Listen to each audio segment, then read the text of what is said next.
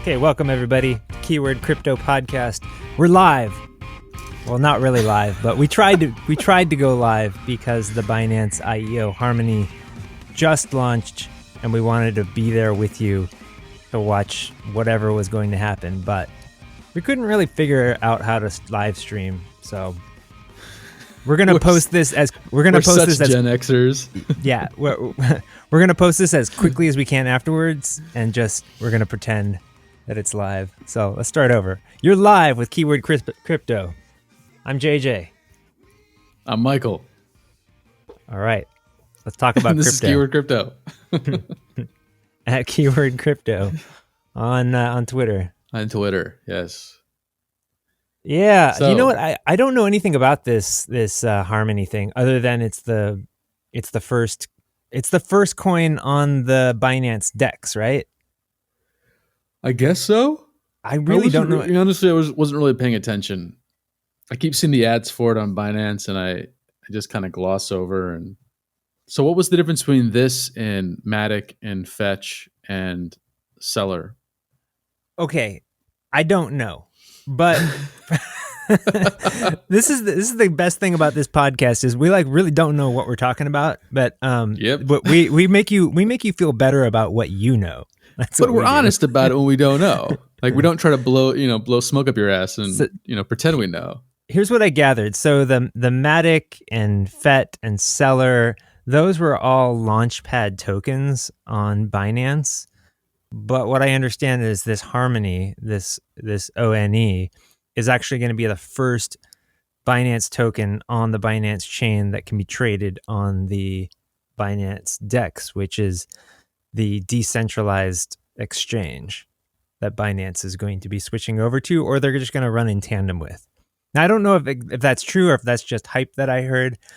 What I can kind of get is that no one really knows exactly. At least most people who are trading it don't know, and they don't care. As long as the number goes up, they don't really care. So we'll see. Yeah, I mean, everybody in our Facebook group is just like, not ours. We're members of another Facebook group, and everyone's like, I don't know what it is, but I'm gonna play it. That's like okay. It's funny, like if this is your like first bull run in Bitcoin and crypto, and you've never seen this before, you most likely assume that everyone else knows what they're talking about because they've been here for a while and they know what every token does, and that no one knows what any of this stuff does really. We try to learn as much as we can, and I speak for myself here, not for Michael, but I learn about cool possible use cases for cryptocurrency, and then I make up in my head like this world, this industry that exists. And then when I actually talk to people who are involved with it, they all kind of admit, yeah, we're just in it for the money or something like that. It's kind of depressing. Yeah, it is. Especially when you meet some of these shitcoin operators, and like you realize that they are really just in it to make some money from like illegal fundraising or unregulated fundraising. Yes. It's funny because I've been tweeting with or DMing back and forth with Noah, the economist we had on a few weeks ago. And I pitched him a couple ideas for different blockchain ideas, crypto ideas. And he's actually coming at it from a place of interest as an economist. Like, what's the problem? What can it solve? Who would need to use it? And if you've ever had a really good teacher in your life, when you're as an artist or something like that, and you're pitching it, and the teacher like just asks these basic questions that are coming, and as an artist, I can't speak for other artists, but I've been in a room with other artists, and artists always seem to forget that the question's going to come, and they never have the answer ahead of time. And they know, like, what's your character? What's your objective? So from acting, they're like, what's your objective? What's the action you're trying to play to achieve your, like, just the basic stuff that's like, it's acting Oh, 101, but people always kind of forget to think about this stuff. oh, So he asked me these I basic see. questions about the crypto, and luckily I had thought about it and I answered it. But even having an economist kind of grill you like that, it definitely helped me fine tune the need for it in my mind. I know what you're talking about.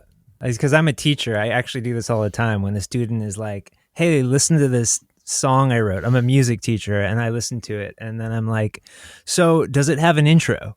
Does it have an ending? These are like the Yeah. questions that I ask. Or what key is it in? Yeah. Does it have a what is the rhythm? Yeah, basically like these basic questions that if you're in the industry, you kind of like sometimes forget that the whole point of cryptocurrency is for adoption. And Yeah. it is I mean, that's the only thing that matters. And we've said that on this show before, but it's one of those things where it's like it's kind of easy to forget when you start looking at all the possibilities and you kind of go down these rabbit holes and you start Yeah. getting really into it. And sometimes it takes talking to somebody outside who has at least some respect for your knowledge of things like Noah. And if you didn't catch that show, he was on last month or the month before. Check it out in our archives. Noah Smith. He's he's an economist and opinion writer for Bloomberg. But yeah, he's a friend of ours, and I've done the same thing with him where I've pitched him a bunch of ideas, and he usually will tell me like, yeah, what is the product? Yeah. What purpose does this serve? How can you steal my money with this idea is one thing that he asks me. How do you steal my money? Because that's really what I want to know. Well, the funny thing is because he started, I kind of got him hooked on the idea. And at that point, he wasn't trying to figure out so much how the cryptocurrency itself could help people in Venezuela, but he was trying to figure out how to get people in the system. And so like he wasn't thinking of like the best bar to set up. He was thinking, how do you drive people into the bar to actually order drinks? And so that's why it got really you esoteric. lost me there. Why are we talking about a bar? Okay, so it's like if I pitched him a bar, said, hey, I got this really great idea for a bar, and he's like, okay, cool. How are we going to drive people into the bar? And I was like, well, don't you want to hear the idea for the bar? He's like, I don't care. Like, I already know there's a need for it. How are we going to actually get people to go to your bar? Because if you don't have that idea, man. and I was like, whoa, I don't know. I actually, I literally just like an hour ago had this conversation with my wife she was talking about how she really believes that she needs to start her own podcast talking to marginalized people and women who are stepping outside the boundaries of what women normally do or are expected to do. And she was talking about her passion about this thing. And all I could think of was, how do we get people to listen to it? And that was what I was thinking. Like probably pretty much the same thing that Noah was saying. I was like, I know your idea is great. I know that people need to hear it. How do we get people to listen to it? Like, do we use cool flashy images or do we? Did she want to hear that, or did she want you just to be supportive? No, she did not want to hear that. See, that's so frustrating when I talk to, like, that's the thing about like women and men are so different. And I think women get frustrated because they're like, why won't you hear me? And it's like, oh, I heard you 20 minutes ago. I'm actually trying to solve the problem now. And like, I don't want that. I want you just to listen. And you're like, well, you're talking to the wrong person, because men don't think that way. Men want to fix the problem. Well, and it's just like, it's this constant battle. Okay. I don't want to go there. No, it's nothing wrong with it. It just we're both programmed in different ways. So that's why there's always so much conflict, is because we're both trying to solve something, but we're trying to solve it in different ways, and they don't necessarily always mesh. I mean, I don't want to talk about the difference between men and women on this podcast, but you are totally right. I mean, no, in that case, it's one of the things where I really do think I'm being supportive when I'm asking how to get more people to listen to your podcast. Exactly, because you want your wife to be successful. Yes, but anyway, going back to what we were talking about.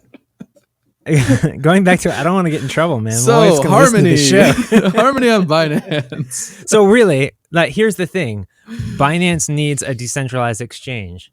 Why? Because decentralized exchanges are great and they work really well, and everyone loves to use them, except for all the ones that don't. Because and that none of them nobody do that uses. yet. So nobody uses decentralized exchanges. We assume that they're good things because they involve the word decentralized. And I think that in crypto there's this natural inclination to want to think that everything needs to be decentralized and everything needs to be owned by consensus and all this stuff. And maybe in the future, I actually tend to go into the rabbit hole when I'm thinking about crypto. I tend to actually think, oh yeah, that would be great. We don't want, well, here's an argument for decentralized exchanges. I didn't know that we were going to talk about this on this show, by the way. So I'm really just pulling shit out of my ass. But we don't want exchanges that can be censored or shut down, right? That is the main argument for having a decentralized exchange. For instance, Binance gets a lot of breathing room because they operate in the country of Malta, which has like no laws when it comes to crypto and money. Yeah. It's basically a safe haven for tax dodgers and hopefully nothing too much worse than tax dodgers. Well, it's not so much tax dodgers as it is a fledgling industry that needs some room to be able to fall down and get back up and, Okay. throw itself against the ropes and see how strong those ropes are. And like it really needs to like test its boundaries. And it's very hard to do that when you have these strict confines and you don't know what you are yet. The reason that Binance moved to Malta is because they were getting too much pressure from their government. Too much pressure from Japan, too much pressure from China, too much pressure from the United States. So they moved to Malta where the Maltese president says, you can do all your business here. Now, who knows how long that's going to last because they are technically, we know that they're using Tether, which is not cool with the US government, probably somebody using a printed version of their money, a digital version. So, the US government, European governments, they're not going to like an exchange like Binance doing what they're doing. So they're going to try to shut them down however they can. Now, if you're Binance or if you use Binance and you like Binance, you don't want that to happen. So there's some comfort in thinking that your exchange is decentralized. There's no central point of failure. It's owned and operated by the people that use it. All right. But the thing is that I don't get, and maybe you know this, Michael, the DEXs, the decentralized exchanges that exist now, like IDEX and EtherDelta. I don't even think EtherDelta is around anymore, but these are not truly decentralized, right? I mean, they can't be. They need to be maintained by someone. Yeah, I mean, unless that's the thing. Like, so Bitcoin technically isn't decentralized because you have a core group of coders, and they're the ones ultimately making the final decisions. And people can say they vote and this and that, but ultimately, the people who have the final say are the people who are actually pressing the buttons. But they're not pressing the buttons. They're not. Now let's be clear about this. Bitcoin doesn't have anyone that's pressing the buttons except the miners who are confirming the transactions, and even they can't change the. No, but the miners code. and the miners and the people confirming transactions aren't writing code. I know that, but I mean that the ones writing the code can't change anything without the consensus from the miners. So it's a checks and balances system, and it's the reason that Bitcoin can't really change unless it changes in unison or forks. Yeah, I mean technically, but if the coders put a gun to the head and said we're going to crash this, like we're going to stop coding, and there was a massive bug, and they said we're not going to fix it. Like the miners and the people confirming it would be shit out of luck because none of them code. So none of them could fix a bug. Okay, then maybe I'm not understanding it properly because I was under the impression that Bitcoin ran fine without people maintaining the code. It runs perfectly right now as long as you have miners who can confirm the transactions. No, I mean people are always finding bugs. I mean, didn't they find a bug just a couple of years ago that was allowing a double spend? In Bitcoin? I don't know. Yeah, and nobody said anything. Like they knew about it. Maybe it was last year. I remember reading something where they knew about it for a while, and it was this really super dangerous bug, but nobody said anything until they fixed it. And like That's they don't know if that seems like a anybody else major. knew about it. That was a thing. Like because they didn't say anything, they had no idea how many people could have potentially exploited that bug. Okay, so this makes me a little scared if this is true, because I didn't think that Bitcoin was even that centralized. So when Craig Wright, our favorite guy, comes and says that there's a fatal flaw in Bitcoin that people will find out about next year, which I don't know if you heard him say that, but he actually did say that there's a fatal Yeah. flaw in his So Australian accent. so here we go. From CoinDesk from last year in September 21, the latest Bitcoin bug was so bad developers kept its full details a secret That's a because it big, could be big used to shut problem. down a chunk of the network. So Yeah. like So that's what I mean. Like only like that. And so the coders knew about it. How did they find out about it? Did somebody tell them, or did they find out about it themselves? And if somebody told them, how do they know that person didn't tell somebody else?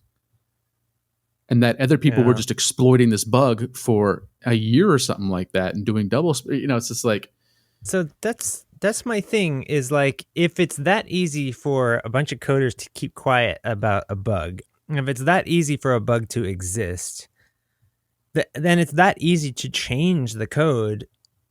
okay, How so is sorry. I'm going this to interrupt again. like So just so get this. yeah. So this is again from the article on CoinDesk, September 21st, 2018. While it sounded bad enough for many, it turns out developers from Bitcoin Core kept the second bigger part of the bug a secret. As disclosed through an official CVE report, an attacker could have actually used it to create new Bitcoin above the 21 million hard cap of coin creation, thereby inflating the supply and devaluing current Bitcoins. So Okay. could have means they don't know if anybody did. Yeah, I mean, still, like And so that's the thing. yeah, So if they say, "Hey, we're going to fix this," and if they put this out in the world and say, "Hey, we're going to fix this," but before we fix it, we want all the miners and people, we want all the miners to give us 10 Bitcoin each, or we're not going to fix this. And all the miners have invested millions and millions of dollars into these mining machines. So they have a vested interest in having the coders fix the code so they can start confirming again.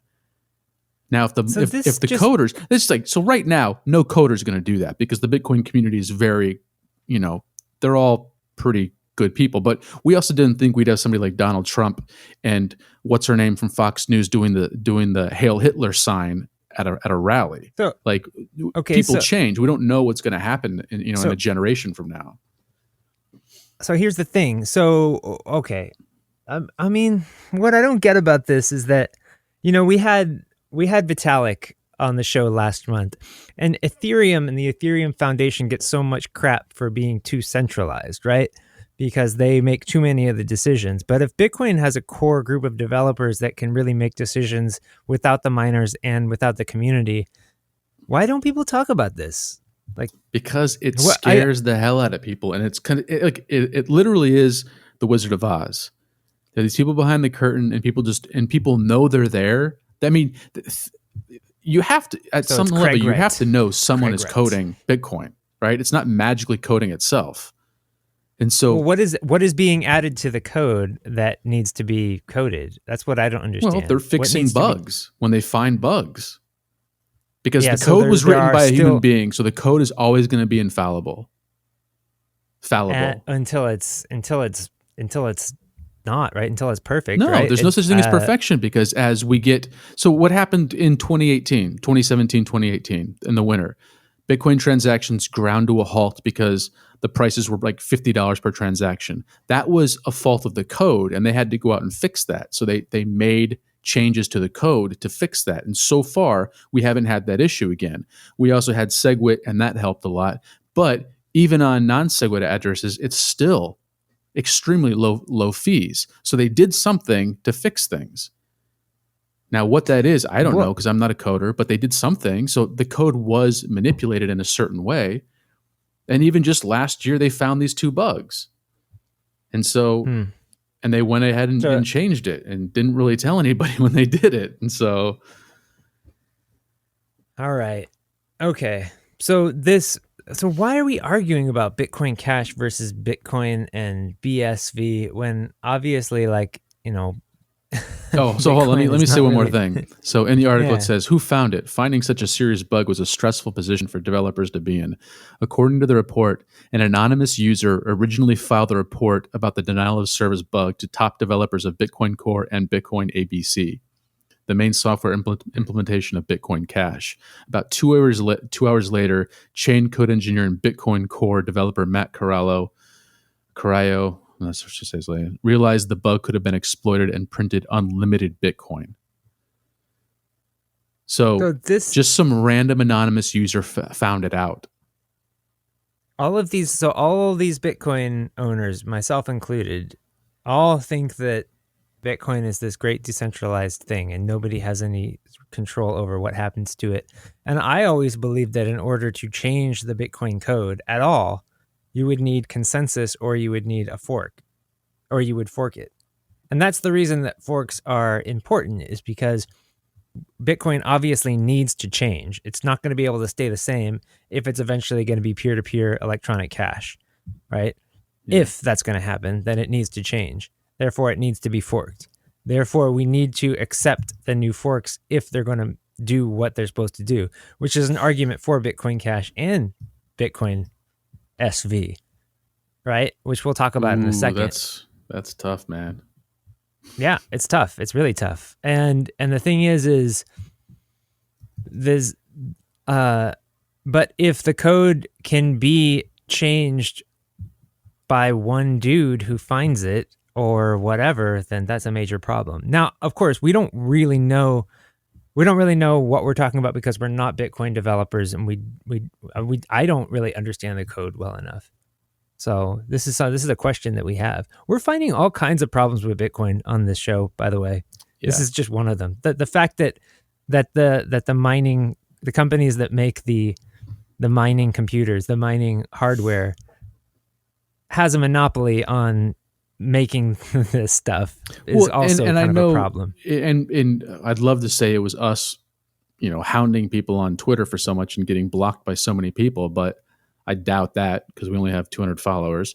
But it's interesting that the more I said it, or the more we were talking about it on Twitter, over the last month, I've been reading articles about coders, Bitcoin core community talking about how do we fix it so we don't need ASIC anymore, so we don't have to be ASIC reliant. Yeah, there's a big movement in 2017 on ASIC resistance, at least in altcoins. So, and that when we say ASIC, we mean a particular model brand of mining equipment. Yeah. And you want the equipment that you need to create whatever cryptocurrency. You want that to be available to the most people. Well, you also want And it to be that's not made by one company. not made by one company, but I mean, like, Charles Hoskinson of Cardano, he talks about being able to make this communication equipment out of stuff you can get from your local hardware store, or even stuff that you can get from a junkyard or whatever in the future with a cell phone or something like that, which is a great idea, a great thought. I don't know how applicable it is yet, but you can't have mining equipment cost $2,000 and expect it to be the currency of the people. Yeah. We talk about that all the time on this show, Yeah. because when we're talking, one of the things we talk about on the show, we really try to, is the actual valid use for cryptocurrency in the future, and how it actually could cause a financial revolution, and how it could actually bring in a new era and a new system of finance, and bring banking services and financial services to people in parts of the world that don't have that.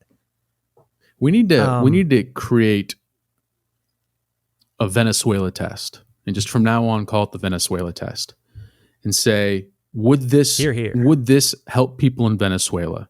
If nobody else in the world used it, if we handed it to the people of Venezuela, would they be able to make it? Would it actually help them in their situation right now? And if it was Bitcoin only, the answer would be no, because nobody could afford to buy the why miners. not? Because no one could afford to buy the miners. So it would help Venezuela as long as there are people with the miners. So that's not true. The people who would be able to afford the miners are the people in power, because they're the ones with the money. So how would that help the poor people? because the rich people would have control of the miners and they'd have control over the blockchain.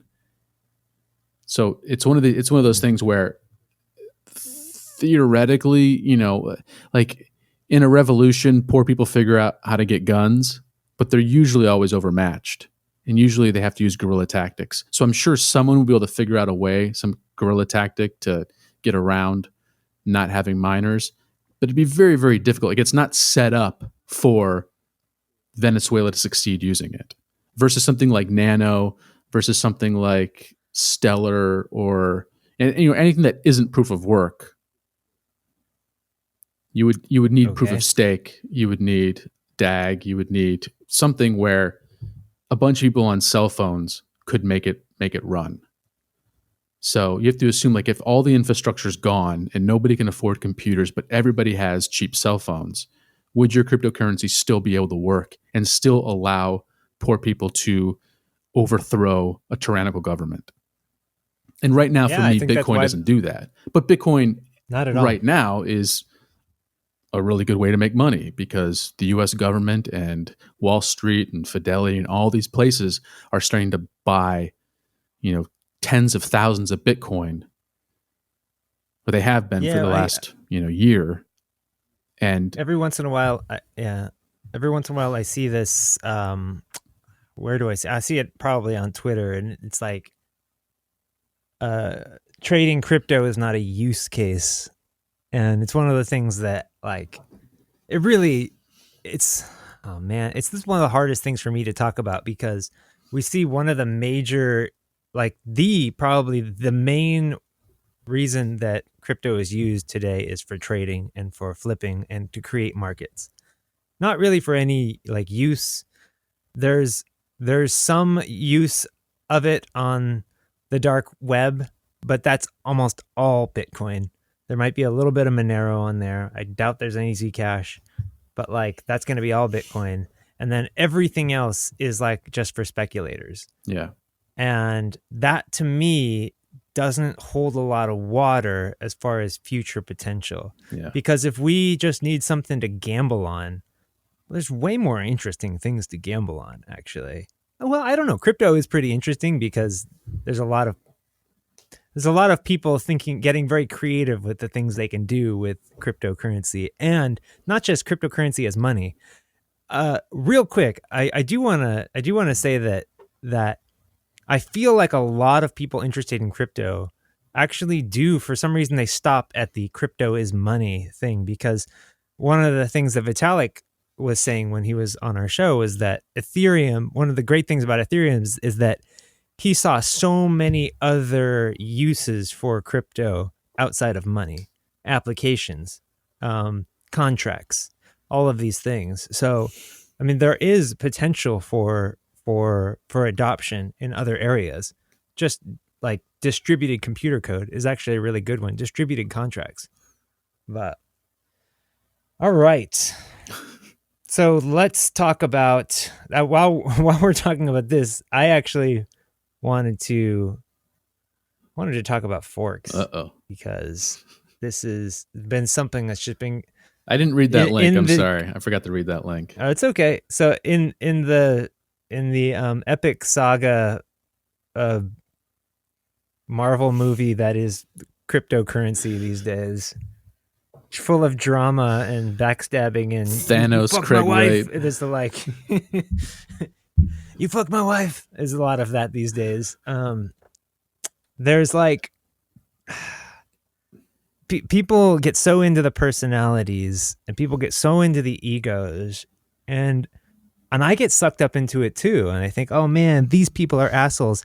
The question popped into my head today: if you found out that the real Satoshi was a pedophile, would you still own Bitcoin? Didn't I ask that Like, question? I don't know. I It asked popped it into on, my head. Maybe you I asked asked it on before. Twitter. Oh, okay. I said, if Satoshi just turned like, out to be like a pedophile or a rapist, would you still feel that way about him? and the thing is like, I think a lot of people would, I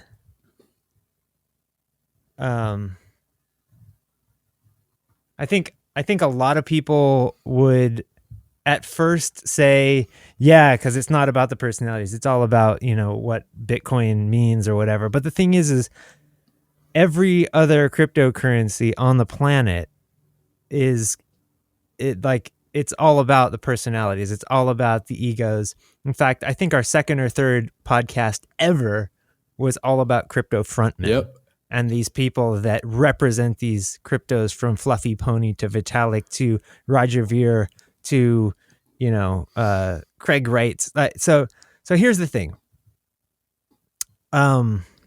If like Calvin Ayer was not a pedophile, and if Craig Wright was not an asshole, and if he was just like a normal guy, I think I tweeted out yesterday or the day before something like what if Craig Wright is actually a moron and a really sweet guy? Yeah. Like, what if this is all just an act? And the thing is like, would this Bitcoin SV, this Satoshi's vision of Bitcoin, would it be useful? Like, would people actually want this? Because my first gut reaction is, no, it's a pump and dump. Obviously, look at the people who created it. It's obviously a pump and dump. Look at these guys that are promoting it. Yeah. And look at all the people who are against it. All of these people who vouch for Bitcoin. All of these people who believe in it. So immediately, I, as a follower of these people, think, well, who am I going to follow? I'm going to follow the people that I trust, because those people know more. So I'm going to listen to them. And unfortunately, that's just how so much of cryptocurrency destroys people, is people just listening to other people and not actually doing any of their own work. Yeah. Do your own research. Hashtag Google deeper. These are things we say on the show. Yeah. And yet people don't do it. No. So Bitcoin SV, what is this thing? Why would we be talking about it outside of the personalities and the wars and the crazy Twitter fights and lawsuits and everything? If you don't know what we're talking about, Craig Wright, who is the person behind the fork of Bitcoin called Bitcoin SV, he claims that he is the real Satoshi, that he created Bitcoin, or at least he led the team that created it. Right? So crazy claim. He came out and said that, and everyone said, no way. Vitalik actually said, you're a fraud. What? Nobody should listen to this guy.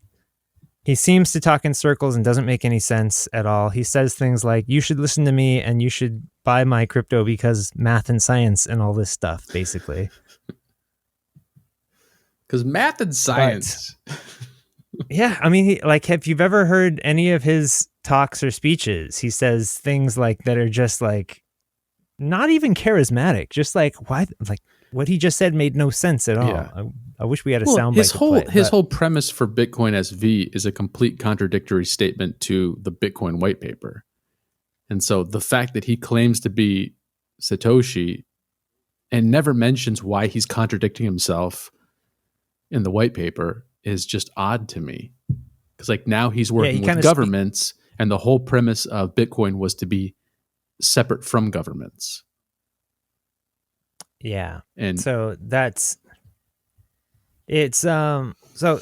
so he is threatening to sue anyone who slanders his name and says that he's lying about being the real Satoshi.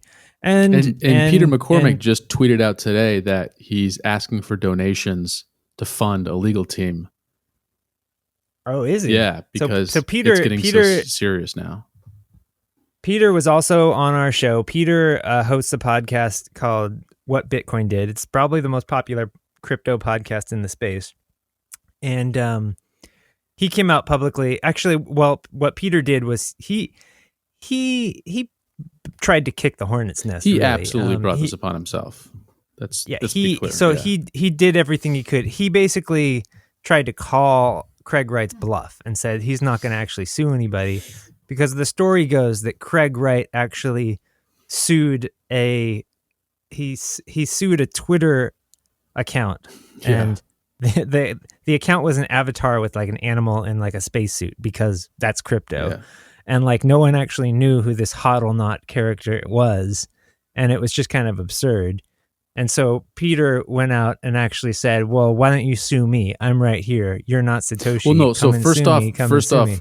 Craig Wright found out where he was. He doxed him, and then tried to sue him. Oh shit. Hot or not. Hmm. And then Okay. Peter got really upset at that and decided that he was going to be the front man to defend Bitcoin from Craig Wright. So, however you feel about that, that's fine. But now it's actually going. And so he said, $100,000. Yeah. yeah, so Peter $100,000 said, is what he's being sued if for. you prove you're Satoshi, I'll give you 250,000 pounds. He goes, just go on, do a live stream, move, Bitcoin from the Genesis block to whatever, to a new account, and that'll prove that you're Satoshi. And I'll give you 250,000. I'll apologize. I'll admit you're Satoshi, and we'll never talk about it again. And Craig Wright he goes, but until you do that, you're a fraud. And so now I don't know what. So now it's going to court. Yeah, for what? Yeah. For calling him a fraud? Like you're allowed to. You can't call somebody a name anymore. No, well, first of all, this is like international court, which is a weird place to be in the first place. So there's that, Yeah. and then there's just the thing where Craig Wright is obviously just trying to he's just trying to play chicken with him as far as the legal fees and stuff goes. He's basically just gonna. Yeah. He knows that Peter doesn't have as much money as him as he does. So he's pulling a Trump. This would be really ironic if Craig Wright was also like Trump and didn't have any money himself, which I could kind of imagine that Craig Wright actually just lives in a 1-bedroom apartment and doesn't actually have any money. He's just doing all this stuff from his laptop. But if you don't know what I'm talking about when I say like Trump, so Trump has a history of hiring third-party contractors to build his hotels or build his casinos and then not paying them.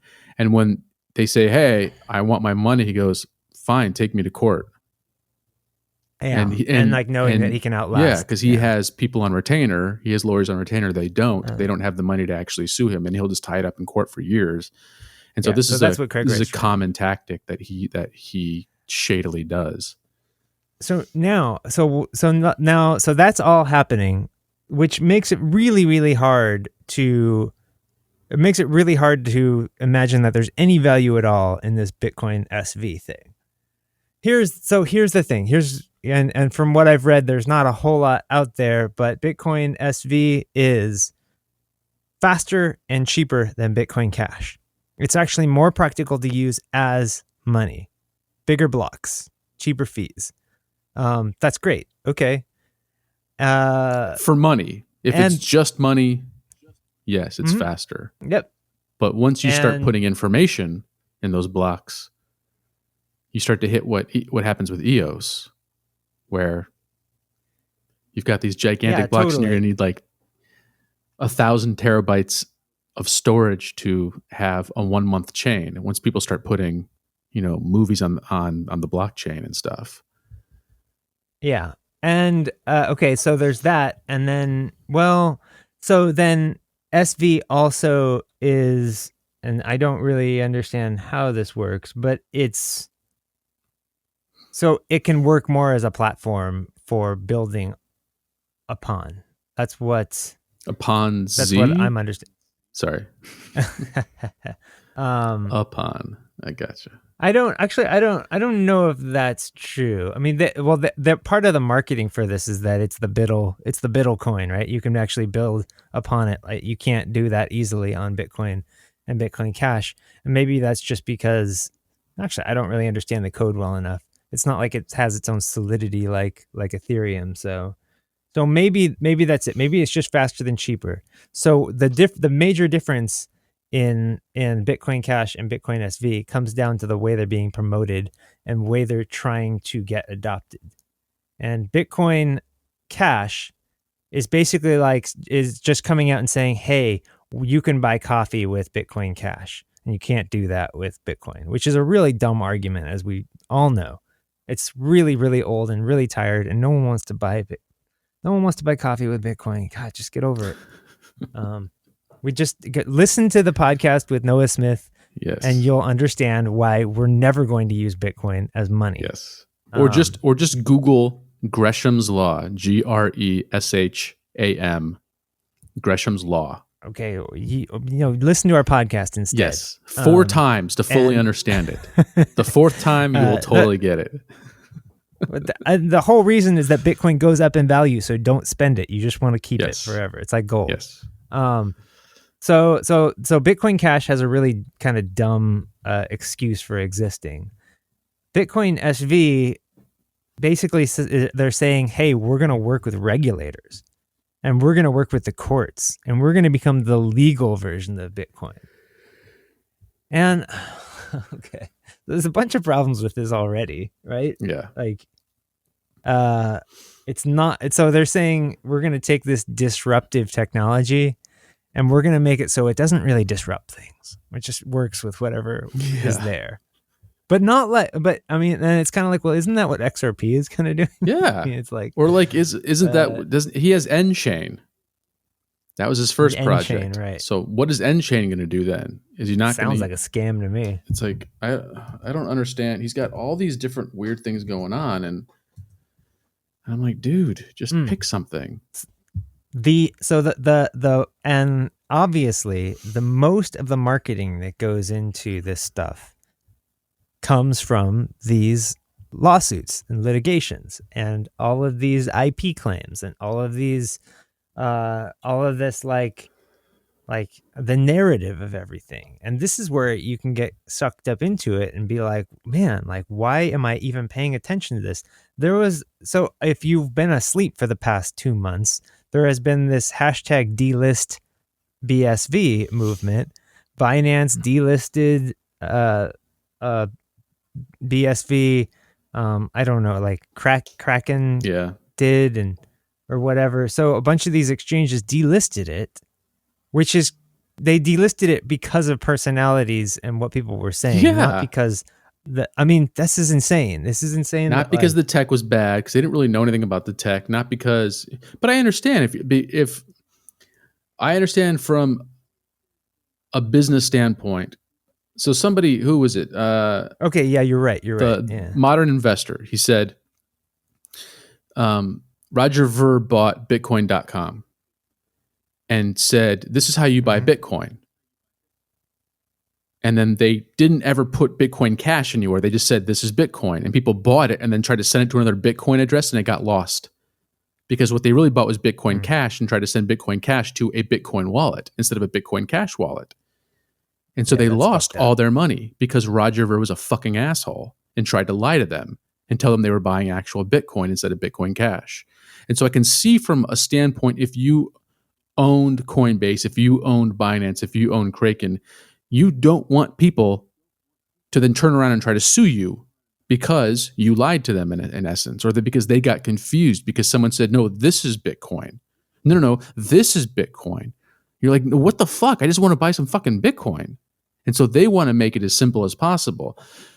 That's why, from a business standpoint, you don't want to have anything else. You don't want to have anything that says Bitcoin except for Bitcoin. You want to make it as simple as possible for people to give you their money and not turn around and try to sue you.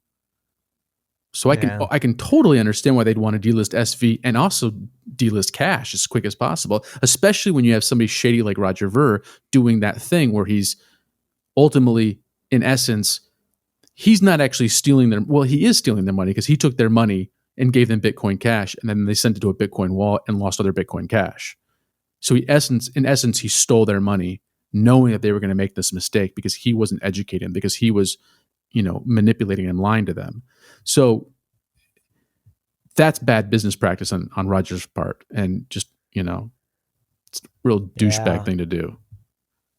Okay, so there are all these exchanges that were delisting. They were getting rid of Bitcoin SV, and that dropped the price all the way down to almost nothing. And everyone was like, "Hooray! Ding dong, the witch is dead." And then the CoinGeek conference comes around, and that's CoinGeek is the publication that is owned by Calvin Ayre, who is the main crony of Craig Wright. Yeah, talk about Calvin Ayre is Yeah, so he's the dude who always has these like 12-year-old girls around him, like at the pool parties and stuff like that. Like really atrocious So guy. crazy. Like Like how? Why? I don't know why he thinks that anyone's going to think he's cool because he's a beyond tone 50-year-old deaf. guy Yeah, with 12-year-olds hanging on him in bikinis.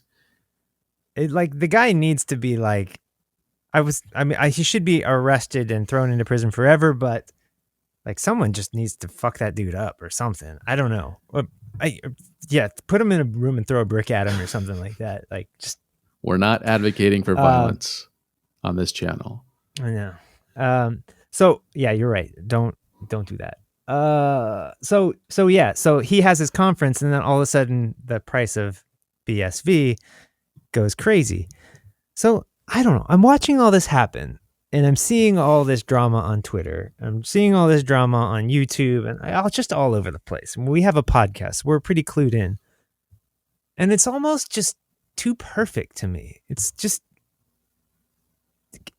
Craig Wright is the perfect villain for crypto right now. He is eating all of this up and he loves it. And he saw Roger Ver, who was kind of the crypto villain. He was kind of a crypto villain of 2017 or whatever. It's like Craig Wright stepped in there and said, you know what? He's a shitty villain. Yeah, he's like, I'm going to be a way hold my better beer. one. I'm going to be a better he walks villain. in there. He walks in there and like, I'm going to beat you at your own game. And he totally just kicks his ass. He's like, you need a heel. I'm a heel, and he's just eating it up. And then people like Peter McCormick can't help themselves but comment on every photo. Dude cannot and control himself. He just can't let he's just anything like, go. and like Craig Wright is probably just sitting there going like, I'm triggering the crypto world and it's beautiful. Just eating it up. Bitcoin SV, the price of Bitcoin drops all the way down to the bottom, and somebody with a lot of money bought a whole lot really quickly. Who could that have been? I wonder, Calvin Air. Who has more money than Uganda? I don't know who has more money than Uganda. Well, we know Craig Wright does because he said so. Their face. That's so someone who may have been Craig Wright just bought a bunch of Bitcoin SV and pumped the price up, which is like, okay, all right, maybe we do have just a pump and dump here. But it makes me wonder, is it my own conspiracy theory that every one of these people is in on this bullshit scam or whatever it is? Like, did CZ at Binance actually, did he get together with Peter McCormick and Calvin Ayre and go like, here's the narrative, let's play it out. Like, here's the script. And this is the reason. Action. So this is the reason why I think part of me thinks you're right, that there's something going on behind the scenes, because what I've been saying for the last year on the podcast and also on Twitter is that if the banks are telling you they're interested in something, it means they're already buying something, or they've already bought all of it. And now they're trying to get you interested in it. They're not going to tip their hand. They're not going to say, we're interested in this and have everybody go out and buy it and then them go to try to buy it and it costs twice as much. Of course, they're not going to do that. And then what they're going to do first is say, oh, this is bad. It's dangerous. It should be illegal, blah, blah, blah, blah. They're going to try to deflate the price as much as possible and say they're not interested and say it's garbage and say it's rat poison and say it's this and say it's that. And when that price is really low, they're just buying it all over the counter, because over-the-counter buying doesn't show up on exchanges, which doesn't increase the price. So somebody can buy 3 million Bitcoin, which if you did that in exchange, it would send the price to the fucking moon. It would send it to $1 million if you bought 1 million Bitcoin all at once. People would see that and it would be a feeding frenzy. So what they do is they just keep buying more and more over the counter. And you see these articles occasionally, people from, who work at over the counter exchanges, and they'd be like, yeah, all the over the counter stuff is empty now. There's no more over the counter Bitcoin. You can't buy it anywhere. You can only buy it in exchanges now. So who was buying up all that Bitcoin when it was $3,000, $4,000? The banks were. We're finding out. Fidelity has been mining it. Fidelity in Texas is mining Bitcoin. Vanguard buying Bitcoin. All these rich people just buying up Bitcoin, and they weren't telling anybody. Or they were saying, oh, it's garbage, it's bad. And so that was their game, is they kept the price down, they bought up as much as they possibly could, and then they let the bull run happen. So my thing is like, so when you say something like that, I'm wondering is, are they doing something like that with SV, and are they all in on it? Yeah, I mean, I don't know because they don't seem like they're that smart, but at the same time, like, Later is Trump, and he figured it out. yeah, I mean, yeah, that's the thing is like Trump doesn't seem that smart, You but he don't you obviously don't knows have to something be about what he's smart. doing. You have to just have to understand how humans react. So I don't think so. It's well known. The reason why Trump Well, is fighting maybe. so hard not to have his test scores released is because they're bad. Trump is not a bright guy, but he's very good at seeing something and being able to manipulate that to get what he wants. And Yeah, that's, I I mean, mean, we normally call that street smarts versus book smarts. So Trump has really good it street smarts. And so Calvin it's Ayre, not. Craig Wright, Yeah, they might have street smarts, and this all might just be a game. no. Well, to me, they have like sociopath smarts. Yeah, It's kind of a different thing. It's absolutely. like being able to see the weakness in people and And exploit exploit it it. Yeah. for the most. But that's what they seem like in public. That's what they seem like to us. Now the thing is like I don't really see how all of these people could be coordinating this all together. That just I mean, we've had Peter on the show. We've talked to him. He seems like a pretty genuine guy. We know like he's all over, he's on Twitter. He's got 2 kids. Oh, I don't He's think like Peter's in on single it in parent. that sense. I think everybody else is just He like, well, Peter injected himself into it, and they were all just back there going, yes, now we yeah. have the So perfect foil for us as yeah. villains. Yeah. So who do you think was actually in on this? Was it? I mean, it was Craig Wright and Calvin Ayre. Obviously, they're planning something, right? Or maybe it's Craig Wright and he's just using Calvin Ayre or something like Yeah. that. But who is the mastermind behind all of this? You think? Satoshi. Is it, it's Satoshi. It's Satoshi, the real Satoshi. There's somebody. Yeah, it's weird because then you get all these other. Is John McAfee in here somewhere? I heard he got arrested. But he didn't get, he doesn't know these guys at all, right? He's like, Oh, yeah. Sure. I'm he's sure not he involved does, in this but saga. I don't. I mean, There's he got arrested by U.S. This movie's gonna be Marshals. so good, man. So This movie's gonna be so good. Yeah. We're gonna have like so many different storylines. It's gonna be like Game of Thrones but with crypto. We're gonna have like this old dude who swears that he's the king of crypto down like in the Central America where everyone's like eating his own penis because it didn't hit 100,000 yet. He's like the king beyond the wall, right? Yeah. Like that no one actually has substantiated him. And then we've got all these other people calling themselves king of crypto land. And it's like the war of the 5 kings or whatever. You didn't really watch Game of Thrones, did you? I did actually. Why were there more than 5 kings? I don't remember that. But but there was a king beyond the wall. I know that. Yeah. And his name was McAfee, right? The King McAfee. Really? No, he was the one that was outcast, you know? Yeah. The one that was he killed somebody and was outcast. So McAfee, if you don't know who McAfee is, I don't know why you're listening to this podcast. But Yeah, McAfee press stop, download everything you can about McAfee. McAfee is funny because he was almost sort of taken seriously for like a day in like 2017. 2 weeks. For 2 weeks he was taken seriously, and then everyone was like, fuck this guy. So McAfee was arrested, huh? By U.S. Marshals? Where? Was he in the U.S.? Was he? Hold on. I didn't think he could come back. No, he got arrested down there. How did he? Man, so he got arrested by international police or something. Yeah, he got arrested for. Oh no, hold on. Why don't you talk for a second, and I'll look for this. McAfee. So McAfee is a dude who somehow. I mean, yeah, you know him from the antivirus stuff from the 90s, from the late 80s. He had something to do with creating that software. And then he went total libertarian rogue and moved to Belize or something and full on became like the Pablo Escobar of crypto somehow down there. Rumored that I'm not even comfortable saying most of this on the air, but it's rumored that he may have murdered his neighbor over something. We don't know why, Yeah. but he was wanted by Central American authorities and finally like fled and was living in an undisclosed location, but he was still uploading to a YouTube channel and like being totally public on the And internet. running for president down there.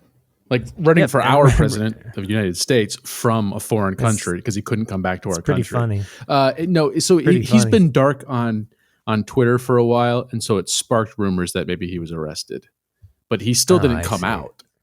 Like he hasn't. I don't know what's going on. So the dude is fucking drunk and probably like he's like 70 years old. So all the time he's high on coke. He's 70 years old. He's getting towards the end. He's got senioritis basically. He just doesn't give a shit anymore. And so yeah. But anyway, he's not who we're actually talking about. But we're just talking about these funny characters in crypto. He's the king beyond the wall. He's the king of the North.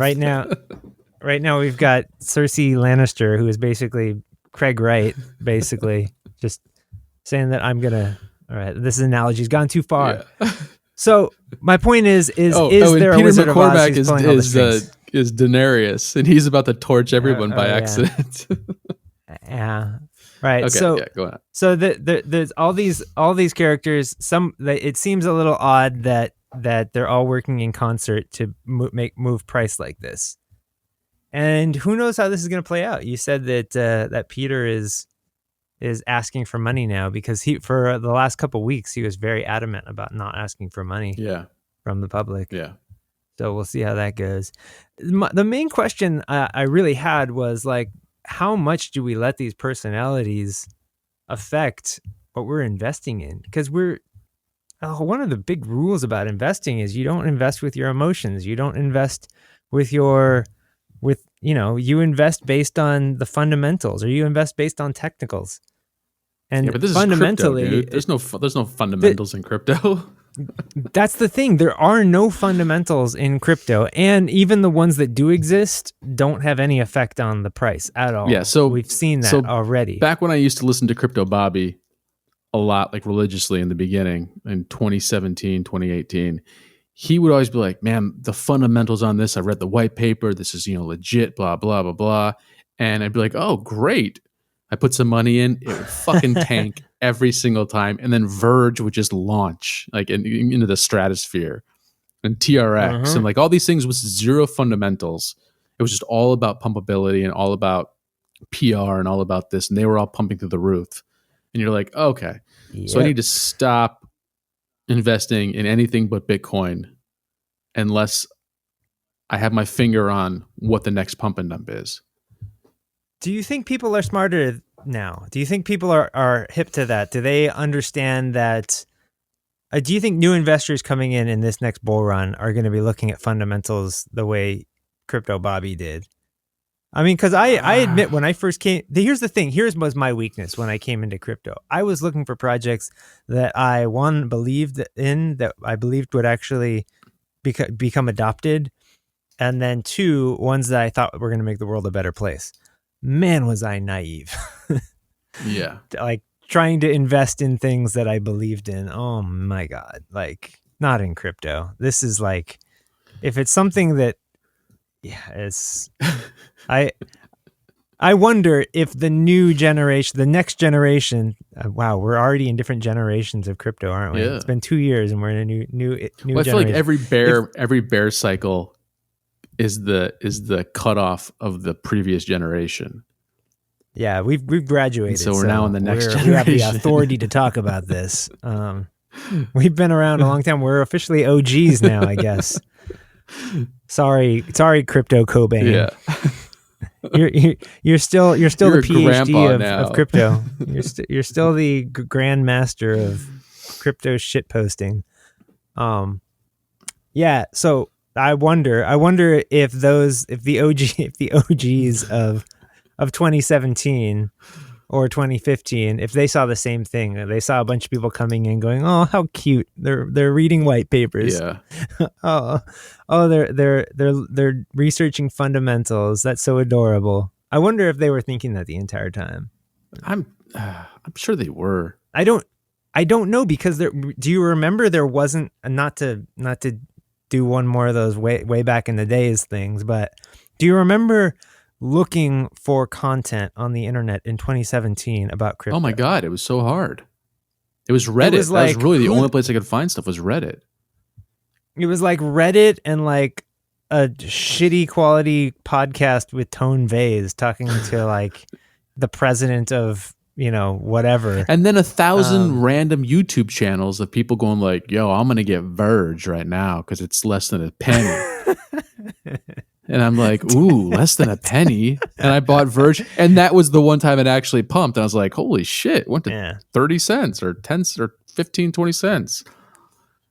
I'm going to get some Peer coin because it's going to fucking moon Lambo style. Like, yeah, that was it. It was like all of a sudden you could, and you know what? We were so slow at starting a podcast. I mean, the time to do it was the summer of 2017 when any idiot was like, I know, I'm going to take crypto and boobs and put them together and like get rich. Nobody would have listened to our podcast though, because we don't ever pump anything. Like we don't ever shill anything. Oh, that's true. So yeah. People are like, nah, I'm going to go someplace that shills something. Yeah. Oh my God. I still do think the next bull run will have some crazy niches. Oh yeah. There's going to be some crazy crossovers. It'll be like crypto and cycling, or crypto and like, yeah, crypto and water sports, or something just weird like that. That'll be the theme. Everyone goes to Malta and is water skiing around Malta. Yeah. Or like no more Lambos. Just They're all buying speedboats. That's the new thing. I got pretty close in 2017 when we saw like, blockchain lemonade or blockchain iced tea or the Kodak. Like people were really, really like reaching for something. Yeah. So maybe it'll happen again. It'll just be a different theme. Well, I mean, we're already having it with Facebook coin. Like, what do people need Facebook coin for? We need an episode on that too, because that'll be next time. Yeah. So next week I think we'll have we want to have Daniel Krawitz on the show, who is a very, very interesting Bitcoin SV supporter. Is he really? Supposedly. I can't tell from his videos. I can't tell if he's just trying to like. So I can't tell if he's punking everybody and.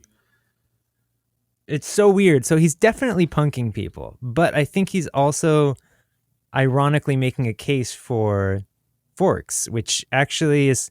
It's somewhat, it's funny we should talk about this. Let's use the next 5 minutes just to talk about this, because I think that because of Bitcoin Cash and because of Bitcoin SV and Bitcoin Gold and Bitcoin Diamond and all of these things, it's easy for us to say, okay, every single Bitcoin fork is a bad idea, but that's not necessarily the case. And I think that Daniel makes an argument that we shouldn't just, disregard these forks, because he's saying, look at how long Bitcoin has before it actually sees any sort of widespread adoption.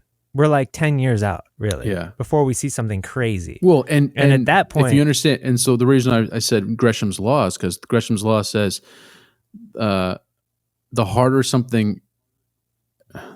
What was it? Hold on, I want to read it. So I think this is really important for people to understand. Okay, yeah. I mean, it's one of these things where like Daniel kind of makes the argument that like the smartest thing to do is to hold on to every single fork, because at least the forks have the same history. They have the same blockchain. Yeah. They go all the way back to Genesis, right? Yeah. Satoshi Nakamoto really has the same. Hold on, let me just finish. Satoshi Nakamoto has the exact same amount of Bitcoin Cash and Bitcoin SV as Bitcoin. Yeah. So Gresham's law says it's a monetary principle saying that bad money drives out good. So, for example, if there are two forms of commodity money in circulation, which are accepted by law as having similar face value, the more valuable commodity will gradually disappear from circulation. So think about it like Superman #1. 50 years ago, you could pretty much probably go into any comic book store and you could buy it for like $100, $200, $300, something like that. It wasn't that.